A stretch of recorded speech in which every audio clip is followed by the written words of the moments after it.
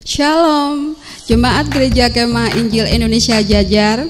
Sebelum kita mulai ibadah, kita simak pengumuman berikut ini. Atas nama Gembala dan seluruh jemaat, kami ucapkan selamat ulang tahun kepada Ibu Ratih Yuliani pada tanggal 26 Juli. Persembahan minggu keempat ini dikhususkan untuk penginjilan, sosial, persembahan kasih, dan perpuluhan. Persembahan bisa diserahkan kepada ketua KP masing-masing, Ibu Eni, saya, Nana, atau transfer ke rekening berikut. Demikian pengumuman minggu ini, kini kita mulai ibadah kita. Selamat beribadah. Shalom Bapak Ibu yang terkasih di dalam Tuhan Yesus. Sungguh kita mengucap syukur untuk kebaikan Tuhan, untuk kasih setia Tuhan yang masih kita nikmati hingga saat ini. Kita sungguh bersyukur kita masih diberi kesempatan untuk kita boleh menyembah Dia walaupun kita beribadah dari rumah kita masing-masing. Kita akan memulai ibadah kita pada saat ini. Kita memuji Tuhan bahwa sungguh besar kasih setia Tuhan di dalam kehidupan kita.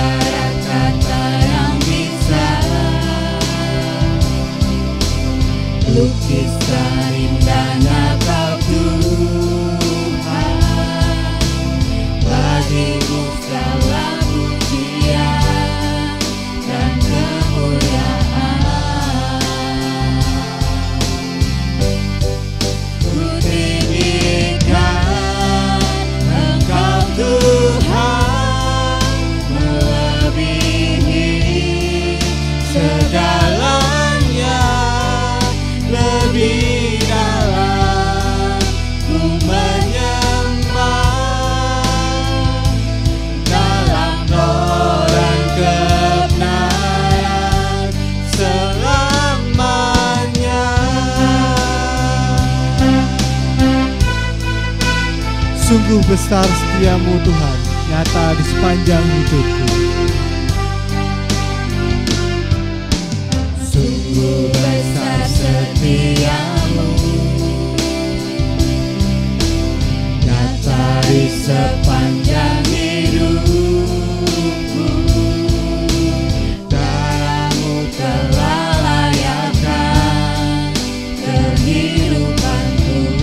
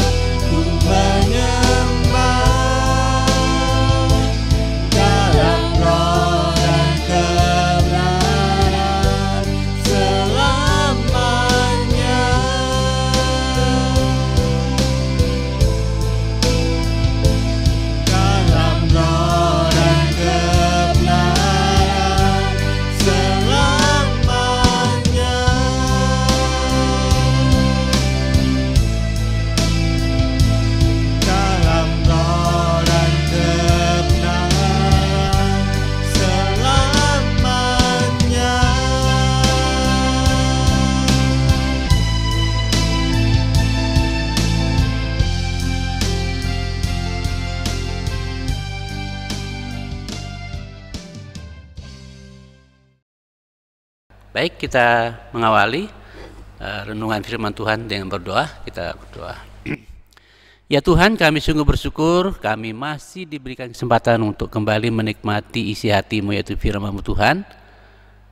Bersyukur karena semua ini adalah anugerah Tuhan bagi kami. Tolong kami supaya melalui ibadah ini, lewat pujian doa kami, juga lewat firman-Mu Tuhan, kami diingatkan kembali akan sumber hidup kami, supaya kami boleh sadar kembali kepada Engkau yang adalah sumber hidup kami, menyerahkan seluruh hidup kami pada Engkau yang sungguh mengasihi kami dengan kasih yang sempurna ya Bapa.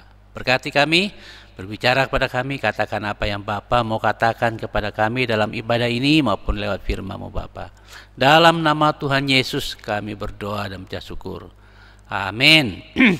Kita masih lanjut pelajaran kita tentang tujuan utama Tuhan Yesus meminta kepada Bapa untuk mengirim Roh Kudus agar kita hidup di dalam kasih Tuhan, dalam perintah agung dan dalam amanat agung, dalam kesaksian agung. Dan hari ini kita masih lanjut pelajaran kita minggu kemarin. Kita akan belajar tentang prinsip dasar mengapa sih kita harus mengasihi Tuhan. Atau boleh pakai kalimat lain, alasannya mengapa saya dan Bapak Ibu Saudara mengasihi Tuhan. Hari ini kita akan ambil nas kita dari 1 Yohanes pasal 4 ayat yang ke-10. Inilah kasih itu, sekali lagi, inilah kasih itu. Bukan kita yang telah mengasihi Allah, tetapi Allah yang telah mengasihi kita dan yang telah mengutus anaknya sebagai pendamaian bagi dosa-dosa kita.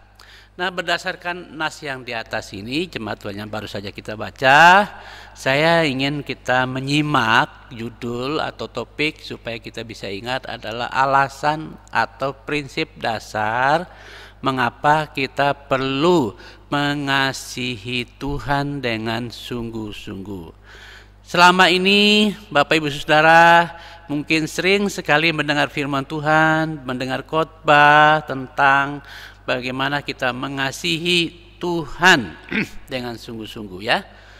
Baik yang kita dengar dari khotbah hamba-hamba Tuhan maupun juga dari baca Alkitab, baik di itu Ulangan pasal 6 ayat yang ke-5, di mana dikatakan di dalam ayat itu, nanti Bapak Ibu Saudara baca di rumah masing-masing ya, coba dibaca di sana.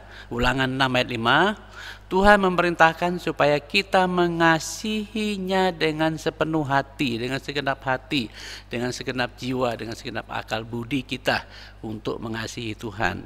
Lalu di Matius pasal yang ke-22, Matius 22 ayat yang ke-37, Yesus ya, Tuhan Yesus sendiri menegaskan bahwa seluruh hukum Tuhan, seluruh hukum Taurat disimpulkan di dalam satu kalimat yang disebut dengan mengasihi Tuhan dengan segenap hati, dengan segenap jiwa, dengan segenap akal budi, dan mengasihi sesama seperti kita mengasihi diri kita sendiri ya. Itu di dalam 2 ayat ini. Jadi Bapak Saudara sekalian, sesungguhnya pada saat kita membaca 2 ayat ini, kita merasa bahwa kita ini kan harus mengasihi Tuhan.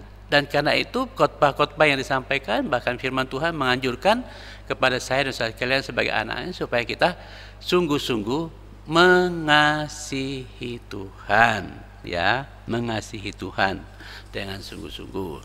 Nah, sekali lagi, walaupun kita sering atau sudah sering sekali mendengar khotbah atau firman Tuhan tentang mengasihi Tuhan, namun jemaat Tuhan yang saya kasih dalam Tuhan Yesus, seringkali kita juga mengalami kesulitan di dalam mengasihi Tuhan. Bahkan tidak jarang ada di antara kita ya, tidak jarang kita juga mengalami, kita semua tidak jarang kita mengalami yang namanya kegagalan di dalam mengasihi Tuhan. Mengapa sih kita sering mengalami kesulitan di dalam mengasihi Tuhan? Mengapa kita sering mengalami gagal atau kegagalan di dalam mengasihi Tuhan. Apa sebenarnya kalau mau dikatakan definisi atau prinsip dasar dalam mengasihi Tuhan itu apa sih sebenarnya, ya? Kemudian landasannya apa? Mengapa kita harus mengasihi Tuhan? Saya ulang lagi, landasannya apa? Mengapa kita harus mengasihi Tuhan? Baik Bapak Saudara sekalian, mari kita memperhatikan prinsip dasarnya pertama dari nas kita, yaitu 1 Yohanes pasal 4 ayat yang ke-10. Saudara lihat perasanya di situ ya, perasanya baik-baik di situ. Perhatikan di situ. Inilah kasih itu. Jadi Bapak Saudara sekalian, kalau kita melihat prinsip dasarnya dari ayat ini saja, sebenarnya kita sudah bisa menjawab prinsip dasar mengapa kita mengalami kesulitan dalam mengasihi Tuhan, mengapa kita sering gagal dalam mengasihi Tuhan, mengapa seseorang itu sama sekali tidak punya minat untuk mengasihi Tuhan. Karena prinsip dasarnya ada di sini. Perhatikan ya, frasa pertama, inilah kasih itu.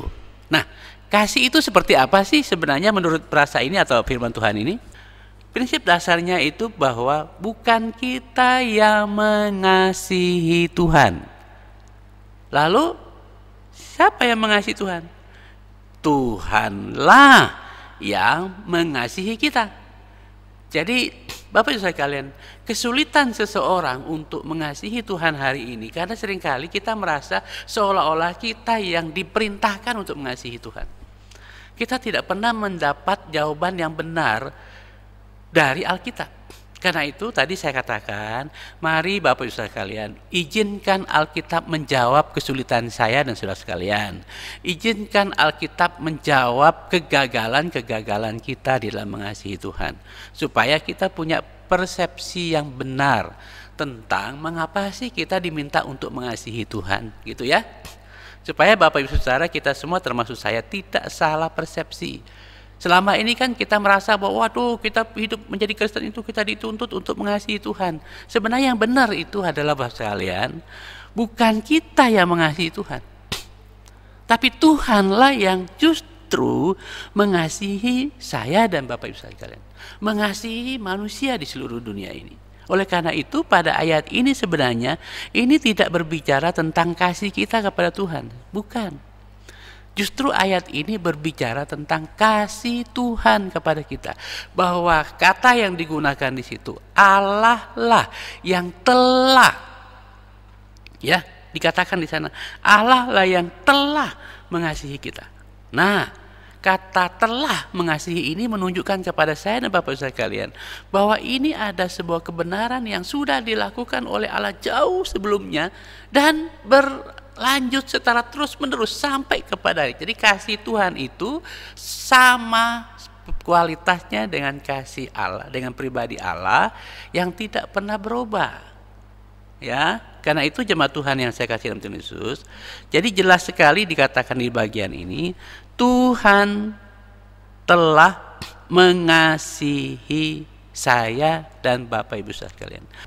Jadi dengan demikian, sesungguhnya kalau kita tidak pernah mengerti bahwa Tuhan lebih dahulu mengasihi kita, memang kita akan mengalami kesulitan di dalam mengasihi Tuhan. Kita akan mengalami kegagalan dalam mengasihi Tuhan. Karena yang kita pikir dalam diri kita, kok saya dianjurkan, saya diperintahkan untuk mengasihi Tuhan, seolah-olah hanya kita. Sebenarnya Bapak sekalian, dari prinsip dasar yang kita pelajari hari ini akan membuka cakrawala atau wawasan kita untuk melihat bahwa sebenarnya kalau kita berbicara tentang kasih, itu sama sekali tidak berbicara tentang kasih kita. Karena kita tidak punya kasih sesungguhnya ya. Yang punya kasih itu Allah. Jadi kasih kita kepada Tuhan itu sekali lagi saya katakan hanyalah merupakan respon, tanggapan saya, ucapan terima kasih saya dan Bapak Ibu sekalian karena Tuhan lebih dahulu mengasihi kita dengan cara yang sangat sempurna.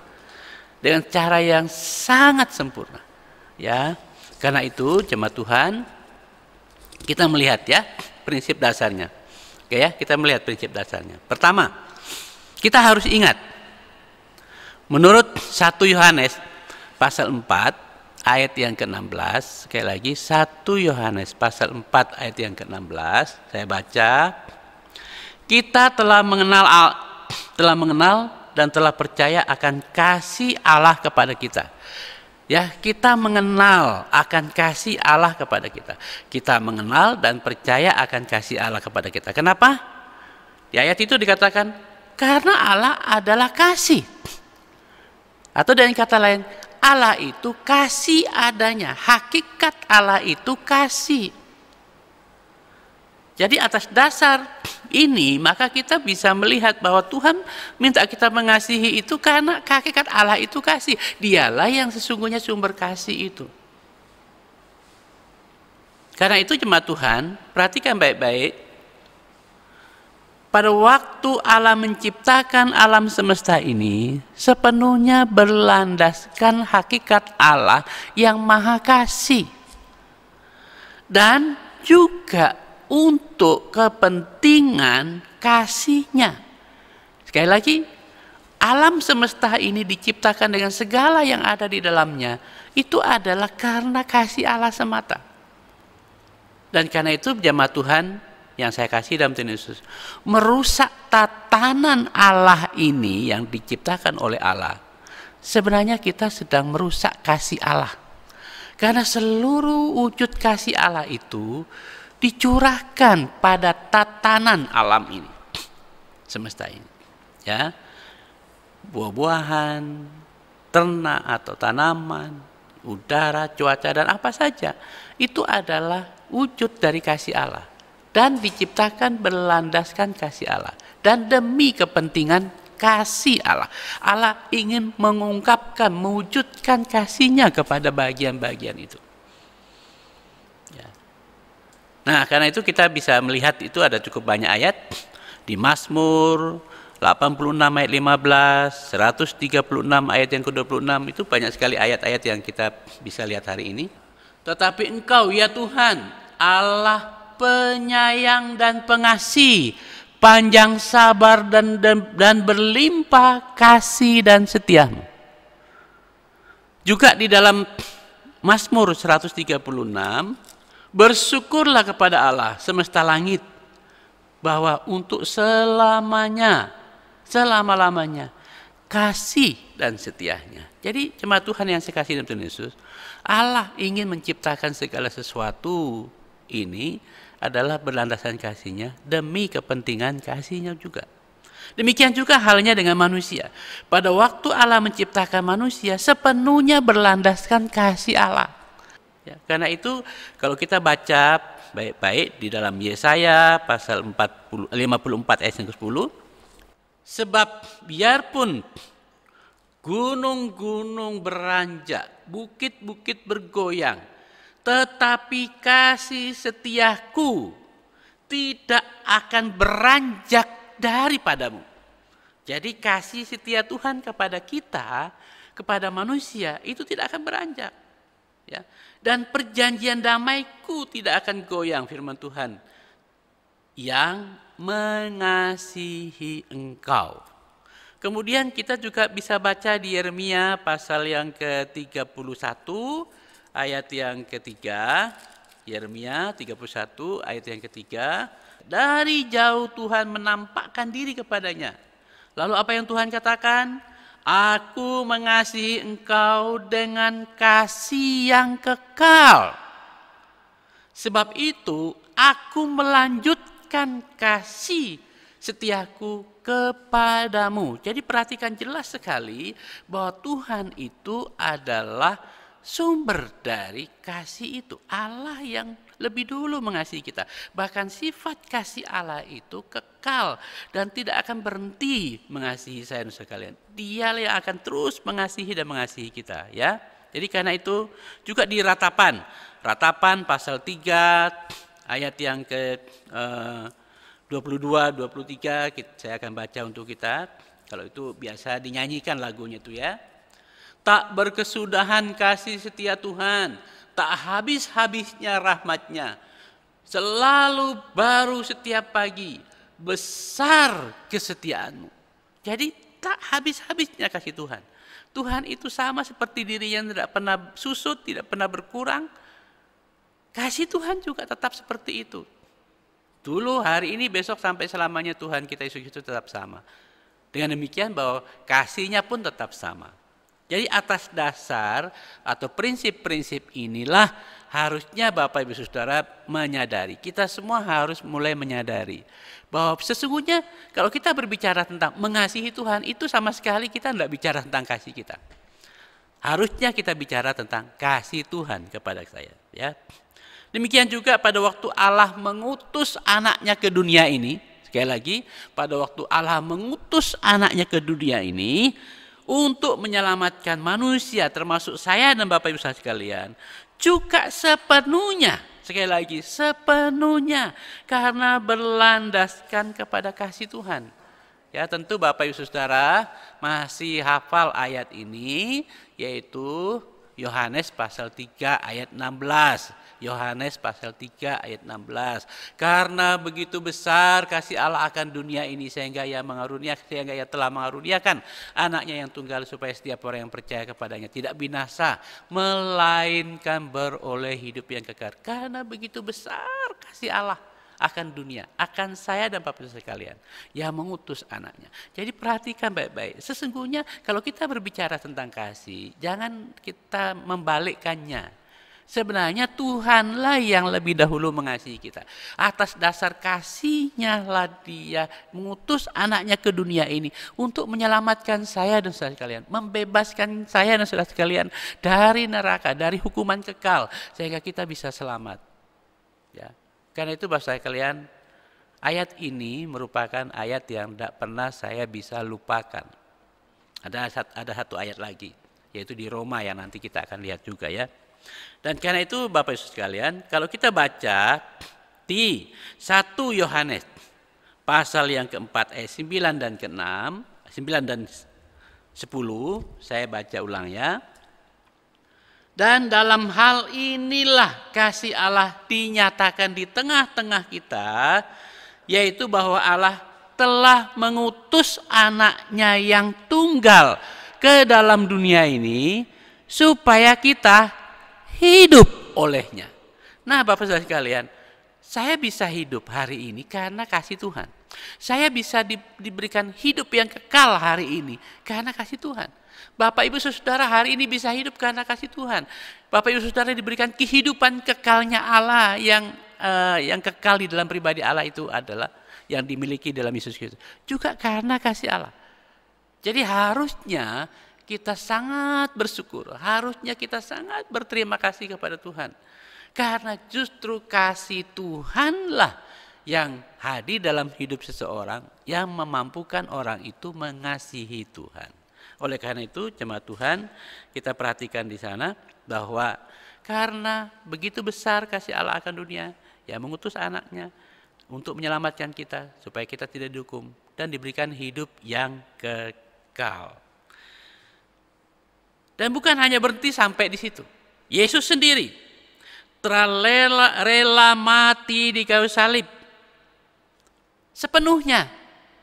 Bukan karena saya dan Bapak Ibu Saudara, bukan. Dia rela mati di kayu salib, mengambil kematian saya dan saudara sekalian di kayu salib. Itu sepenuhnya karena kasihnya kepada kita. Roma pasal yang kelima ayat yang ke-8. Akan tetapi Allah menunjukkan kasih-Nya kepada kita oleh karena Kristus telah mati untuk kita ketika kita masih berdosa. Bukan ketika kita baik-baik, bukan ketika kita cakep, ketika kita sehat, bukan. Justru di saat saya dan Bapak Ibu Saudara berada dalam kondisi yang sebenarnya sudah siap untuk dihukum. Tapi Tuhan mengasihi kita, ya. Dia membebaskan saya dan saudara sekalian. Jadi karena itu 1 Yohanes pasal 3, 1 Yohanes pasal 3 ayat yang ke-16 juga menyatakan hal yang sama dengan itu, ya. Demikianlah kita ketahui kasih Kristus, ya. Sekali lagi 1 Yohanes 3 ayat 16. Demikianlah kita ketahui kasih Kristus, yaitu bahwa Ia telah menyerahkan nyawanya untuk kita. Jadi kita pun wajib menyerahkan nyawa kita untuk saudara-saudara kita. Jadi saudara sekalian, kita diminta untuk Tuhan mewujudkan kasih itu bukan kepada Tuhan, tetapi kepada sesama kita. Jadi perhatikan baik-baik, Yesus rela mati bagi kita di salib untuk menyelamatkan saya sekalian. Jadi karena itu saya mau mengambil beberapa ayat-ayat sebagai sumber dari bahwa kasih itu sepenuhnya bersumber dari Allah. Ya, kasih itu sepenuhnya bersumber dari Allah. Yang tadi kita sudah baca di 1 Yohanes pasal 4 ayat 7 sampai 8. Saudara-saudaraku yang kukasihi, marilah kita saling mengasihi. Sebab kasih itu berasal dari Allah. Ya, ayat yang ke-7, 1 Yohanes 4 ayat 7. Sebab kasih itu berasal dari Allah. Hal yang sama juga tatkala kita mengasihi Tuhan, itu atas dasar kasih Tuhan di dalam hidup saya dan Bapak Ibu sekalian. Ya. Dan setiap orang yang mengasihi lahir dari Allah dan orang tersebut mengenal Allah. Tetapi ayat yang ke-8, tetapi barang siapa tidak mengasihi, orang tersebut tidak mengenal Allah. Sebab Allah adalah kasih. Dan sekali lagi, Allah adalah sumber kasih itu.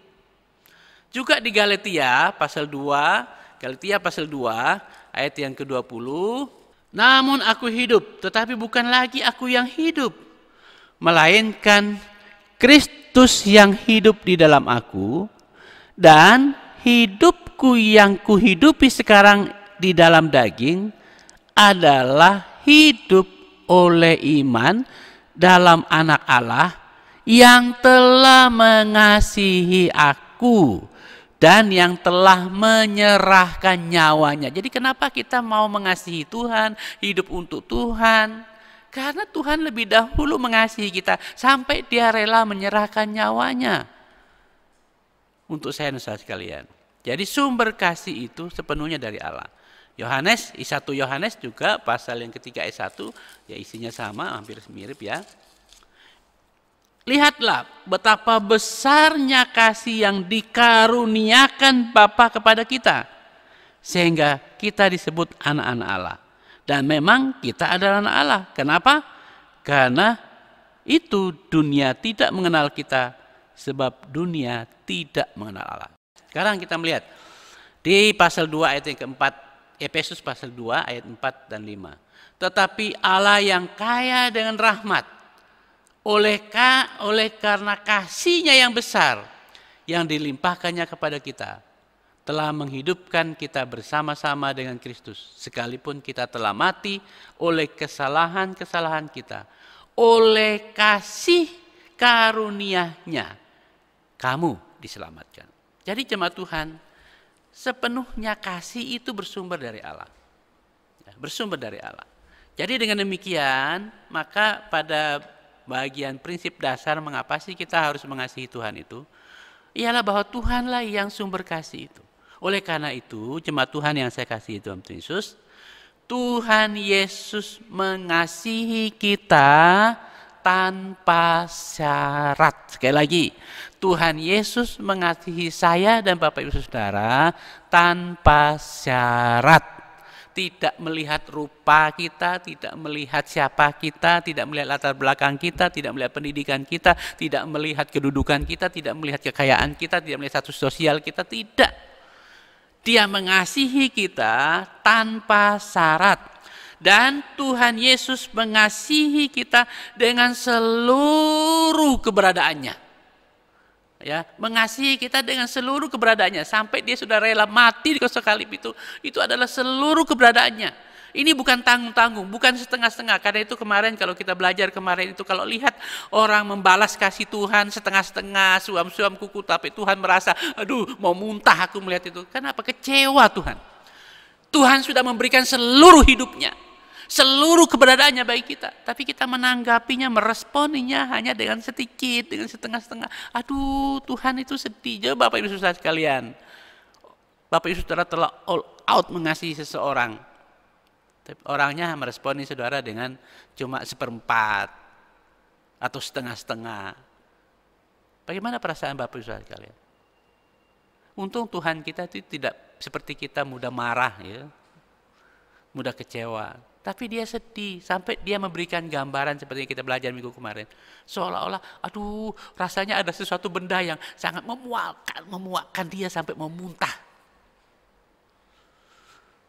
Ya. Dan juga Tuhan Yesus mengasihi kita dengan segala sesuatu yang ia miliki. Jadi tidak ada lagi yang dia simpan-simpan. Jadi harus dipahami ini. Harus direnungkan secara dalam. Tuhan Yesus itu mengasihi saya dan saudara sekalian. Tidak ada sesuatu yang disimpan-simpan. Dia simpan sedikit untuk kita, untuk orang lain enggak. Dia kalau mengasihi kita 100%. Seluruh keberadaannya. Segala sesuatu yang dia miliki. Dan sekali lagi, kasihnya sama sekali tidak tergantung pada kita, tapi sepenuhnya pada dirinya sendiri. Ya, sekali lagi, kasih Tuhan kepada kita bukan tergantung pada diri saya dan saudara sekalian, tapi sepenuhnya pada dirinya, pada kualitas dirinya sendiri. Yesaya 43 ayat yang 25, pasal 54 ayat yang ke-8 akan saya baca ulang di Yesaya.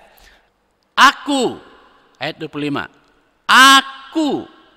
akulah yang menghapus dosa pemberontakanmu oleh karena aku sendiri. Aku tidak akan mengingat-ingat dosamu. Kasih Tuhan itu sampai sebegitu rupa mau mengampuni kita. Tapi bukan berdasarkan kitanya, tapi sepenuhnya berdasarkan jati dirinya sendiri, harga dirinya sendiri. 54, Yesaya 54 ayat 8. Yesaya 54 ayat 8. Dalam murka yang meluap, aku telah menyembunyikan wajahku terhadap engkau sesaat lamanya. Tetapi, coba perhatikan, tetapi dalam kasih setia abadi, aku telah mengasihi engkau. Dalam kasih setia yang abadi. Ini bukan sementara, bukan sifatnya sewaktu-waktu, tapi yang abadi. Tuhan mengasihi saya dan saudara sekalian. Nah, jadi dengan demikian jemaat Tuhan, Yesus tidak akan pernah berhenti mengasihi kita, sebagaimana tadi kita baca di Yesaya 54 ayat 8. Dia mengasihi kita dengan kasih abadi.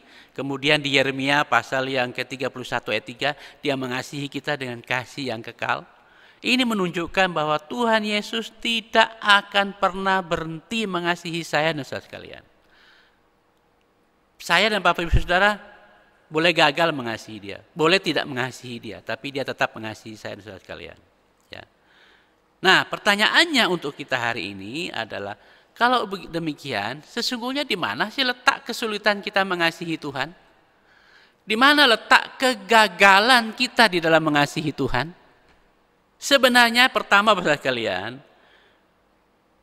terletak pertama, kegagalan dan kesulitan seseorang untuk mengasihi Tuhan sebenarnya terletak pada sejauh mana kita menyadari bahwa Allah sungguh mengasihi saya dan Bapak Ibu sekalian secara sempurna, secara utuh, secara kekal, secara abadi, dengan cara Allah menciptakan alam ini untuk kepentingan kasih-Nya, ya, untuk menunjukkan kasih-Nya, dengan cara Dia menciptakan saya dan mengizinkan saya dan Bapak Ibu Saudara ada di dunia ini supaya Dia bisa mewujudkan kasih-Nya kepada kita. Saya pernah ingat sekali, saya dibimbing oleh mentor saya pada waktu saya mau menikah, dan juga dia mengajar saya supaya membimbing orang yang menikah. Kesulitan saya lama sekali bergumul untuk mau menikah itu dan juga membimbing orang yang menikah. Kesulitannya kan begini, waduh, saya saja untuk kebutuhan hidup saja sehari-hari kesulitan. Bagaimana nanti kalau ada orang lain yang bersama saya harus memenuhi kebutuhannya. Tapi mentor saya itu orang yang sungguh luar biasa dipakai Tuhan. Dia bilang begini dengan menggunakan ayat ini. Begitu Pak Sas mengurangi bahwa saya harus menanggung biaya orang lain dan sebagainya, itu artinya Bapak mengurangi kasih Tuhan kepada orang lain. Sesungguhnya Tuhan itu mengasihi kita setiap pribadi secara serius. Jadi bagian kita masing-masing Tuhan sudah sediakan. Tuhan sediakan bagian saya, Tuhan sediakan pasangan hidup saya, Tuhan sediakan kebutuhan untuk anak-anak kita yang Tuhan hadirkan dalam hidup kita. Ya, jadi karena itu jemaat Tuhan yang saya kasih dalam Tuhan Yesus, kita harus ingat betul-betul kegagalan, kesulitan kita mengasihi Tuhan itu karena seringkali kita tidak pernah menyadari bahwa alam semesta ini ada sebagai bukti kasih Tuhan pada kita. Saya ada di dunia ini karena Tuhan mengasihi saya, dan saya diselamatkan, dipisahkan dari hukuman, diselamatkan, dipindahkan dari alam maut karena Kristus mati di kayu salib itu juga karena kasih Tuhan kepada kita. Jadi dengan demikian jemaat Tuhan yang saya kasih dalam Tuhan Yesus, sesungguhnya hanya di situ letak Yesus. Kegagalan kita mengasihi Tuhan itu bukan karena kita tidak mampu dan sebagainya, bukan. Pertama tentunya, sadarkah kita bahwa Tuhan mengasihi kita dengan sempurna, dengan menyediakan alam semesta untuk kita hidup, mengizinkan kita ada di dunia ini, dan menyelamatkan saya dan saudara sekalian dari tangan iblis, dari hukuman neraka. Kemudian yang kedua adalah sebesar apa kita mengasihi Tuhan sangat bergantung seberapa besar kita menyadari bahwa Tuhan sangat mengasihi saya dan saudara sekalian. Dengan kata lain, kita akan mengasihi Tuhan saat kita menerima seberapa besar Allah mengasihi kita. Saya ulangi ya. Jadi ukurannya dalam kegagalan kita, kesulitan kita mengasihi Tuhan adalah sangat tergantung seberapa besar kita menyadari bahwa Tuhan mengasihi kita. Seberapa besar kita menerima besarnya kasih Tuhan dalam hidup kita. Nah, kalau kita merasa bahwa Tuhan tidak mengasihi kita, akan kesulitan kita mengasihi Tuhan.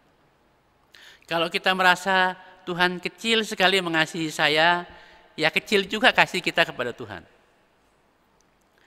Kalau kita merasa bahwa Allah sangat besar, sangat luas, sangat sempurna mengasihi saya, maka sangat besar pula kasih kita kepada Tuhan. Tapi kalau kita merasa Tuhan acuh tak acuh, saya belum pernah dikasih oleh Tuhan, saya belum diselamatkan, saya tidak dikasih makan oleh Tuhan, saya kerja sendiri, saya hidup sendiri, ya akan mengalami kesulitan kita mengasihi Tuhan. Dan bukan saja kesulitan, inilah yang akan menyebabkan mengapa orang banyak gagal di dalam mengasihi Tuhan. Karena dia mengukur kasih Tuhan itu sejauh mana dia terima dari Tuhan. Dia tidak merasa bahwa Tuhan mengasihinya berdasarkan prinsip-prinsip Alkitab. Tapi dia kok merasa kenapa sih saya hidupnya masih sulit, ya, kok masih susah hidupnya. Ya. Apalagi dia tidak pernah menyadari bahwa dia sudah diselamatkan. Nah karena itu jemaat Tuhan yang saya kasih dalam Tuhan Yesus, saya mau katakan hari ini, kesulitan orang paling dasar dalam mengasihi Tuhan adalah kalau orang tersebut belum pernah lahir baru. Saya ulangi lagi ya, kesulitan terbesar, kegagalan terbesar orang di dalam mengasihi Tuhan adalah tatkala dia belum mengalami kelahiran baru. Artinya belum berjumpa dengan Tuhan, belum merasakan bagaimana Tuhan mengasihinya sampai menyelamatkannya dari hukuman kekal. Selama itu dia tidak akan pernah bisa mengasihi Tuhan dengan sungguh hati, dengan sepenuh hati. Bahkan dia akan merasa itu sebuah beban yang paling berat sekali. Kok Tuhan memerintahkan kita untuk mengasihinya. Jadi dengan demikian jemaat Tuhan yang saya kasih dalam Tuhan Yesus, kegagalan kita, kesulitan kita di dalam mengasihi Tuhan bukan terletak dari diri kita semata, tapi terletak dari sejauh mana kita mengerti, memahami betapa Tuhan mengasihi kita. Kedua adalah sejauh mana Tuhan telah menyelamatkan saya dan saudara sekalian, sehingga kita merasa sudah dikasihi oleh Tuhan, yakin sudah diselamatkan, bahkan kita mau membalas kasih Tuhan. Dan yang ketiga adalah sejauh mana kita sungguh telah menerima Yesus dalam hidup saya dan saudara sekalian, dan atas dasar kehadiran Kristus dalam hidup kita, Yesus telah melalui Roh-Nya yang kudus telah yang memampukan kita untuk hidup dengan mengasihi bukan saja Tuhan, tapi juga sesama kita. Ya, jadi dengan demikian kiranya firman Tuhan hari ini menolong saya dan saudara sekalian untuk kembali kepada dasar yang sesungguhnya tentang mengasihi Tuhan itu bukan berbicara tentang kasih kita, tapi berbicara tentang kasih Tuhan yang ada dalam hidup saya dan saudara sekalian. Apakah benar Tuhan sudah mengasihi kita sehingga Dia hadir dalam hidup saya dan sekalian? Dialah yang akan memampukan saya melalui Roh-Nya yang kudus untuk memampukan saya dan saudara sekalian untuk mewujudkan kasih kita kepada Dia dan kepada sesama. Amin ya, Tuhan Yesus memberkati. Kita berdoa. Ya Tuhan, terima kasih untuk firman-Mu yang Kau berikan bagi kami hari ini. Sederhana, terbatas, hamba mengungkapkannya, dan mungkin sangat sulit dipahami, karena seringkali kami selama ini memahami kasih itu seolah-olah kami yang punya kasih, tapi sebenarnya kasih itu bersumber dari Tuhan. Sejauh mana Engkau ada dalam hidup kami, melalui kelahiran baru yang kami alami, sehingga Roh Kudus meterai hadir dalam hidup kami dan mendiami tubuh dan hidup kami, maka Roh Kuduslah yang akan melahirkan kasih itu sehingga kami memiliki kasih yang merupakan ciri khas Allah yang adalah kasih dalam hidup kami untuk mengasihi Tuhan. Jadi sama sekali kami tidak berbicara tentang kasih kami sebenarnya berbicara tentang kasih-Mu dalam hidup kami. Terima kasih Bapa untuk firman baik kami hari ini. Ampuni kami kalau selama ini kami terbalik di dalam memikirkan ini, seolah-olah kamilah yang telah dibebani kasih ini, tapi Engkau yang justru telah memberikan totalitas hidup-Mu sebagai wujud kasih baik kami sampai hari ini Bapa. Terpujilah Engkau selamanya Tuhan kami Yesus Kristus. Berkati juga jemaat-Mu dalam segala kondisi hidupnya, pekerjaannya sebagai negeri, swasta, buruh, petani, pedagang, wira swasta. Engkau berkati pendidikan anak-anak-Mu Tuhan dari PAUD, TK, SD, SMP, SMA hingga perguruan tinggi. Engkau berkati terus yang sakit Tuhan jamah sembuhkan, siapapun yang sakit tak henti-hentinya kami mohon belas kasihan-Mu untuk anak-Mu Daud Tuhan, supaya Engkau pulihkan yang kuasa-Mu tidak pernah berubah. Juga anak-Mu yang lain yang tidak dapat kami sebut satu persatu, yang secara fisik mereka lemah, Tuhan sempurnakan. Juga rencana untuk kami menjadi tuan rumah rapat kerja daerah Jateng DIY yang akan dilaksanakan pada bulan Oktober nanti. Tuhan akan campur tangan panitia yang nanti akan dibentuk oleh pengurus daerah, supaya Tuhan akan campur tangan khususnya di kalangan anak muda supaya mereka dapat melaksanakan semua tugas ini demi pekerjaan-Mu ya Bapa. Dan berkati juga banyak hal yang terjadi di bangsa dan negara kami, termasuk baik itu corona dan juga ekonomi, dan juga ada hal-hal lain yang seringkali menjadi ancaman bagi keutuhan bangsa ini. Mohon Tuhan akan tolong memberkati, memelihara bangsa kami. Berkati Presiden, Wakil Presiden, Menteri Kabinet, pejabat penegak hukum, bahkan masyarakat kami Indonesia. Tuhan memberkati. Kami sudah berjumpa dengan Engkau Tuhan, kami sudah mengalami Engkau. Kiranya kehadiran-Mu dalam hidup kami menjadi jaminan bagi kami untuk menjalani kehidupan kami sepekan ke depan ini dengan penyertaan pertolongan-Mu melalui kehadiran Roh Kudus dalam hidup kami. Memberkati, memelihara, meneguhkan kami sekalian. Karena itu saudara kasih dalam Tuhan, terimalah berkat Tuhan dan nikmatilah penyertaan Tuhan kita Yesus Kristus melalui kehadiran Roh Kudus dalam hidup saya dan saudara sekalian, yang senantiasa menjaga, memelihara, dan meneguhkan saya dan saudara sekalian secara utuh, baik jiwa, roh, bahkan tubuh kita terpelihara secara utuh di hadapan Tuhan tanpa cacat mulai hari ini sampai Yesus datang kali yang kedua menjemput kita anak-anaknya. Haleluya. Amin. Tuhan Yesus memberkati.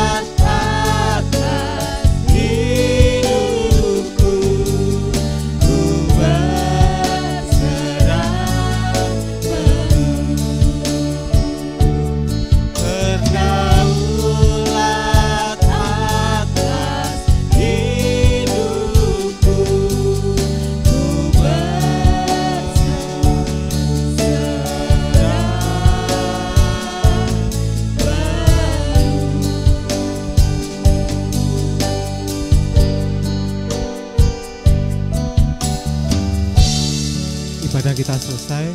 Tuhan Yesus memberkati.